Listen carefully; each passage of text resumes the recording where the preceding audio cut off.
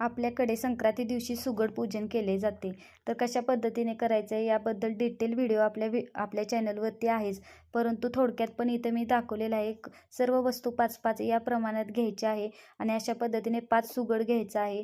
सर्वप्रथम विड्याचे पूजन करायचं आहे. फुले भरपूर घ्यायची आहे आणि सर्वात आधी विड्याचे पूजन केल्यानंतर आपल्याला इथं ऊस आणि गाजर अशा पद्धतीने त्याची पूजा करून घ्यायची आहे. त्यानंतर सुगड ठेवायचा आहे. जर भरपूर स्त्रिया असतील 2 किंवा 3 तर त्या प्रमाणात 5च्या प्रमाणात आपल्याला वाढवून घ्यायचं आहे सुगड आणि त्यामध्ये 5-5 या प्रमाणात सर्व वस्तू आपल्याला घ्यायचं आहे. तर त्यामध्ये ज्या ज्या वस्तू दाखवल्या आहेत तर त्या सर्व यामध्ये घालून घ्यायच्या आहेत. सुगडमध्ये ओटी घालायची आहे, तिळगुळ घालायचे आहेत आणि सर्व धूप आरती दाखवून घ्यायची आहे. छान अशी पूजा आपण साधी सोपी करू शकतो.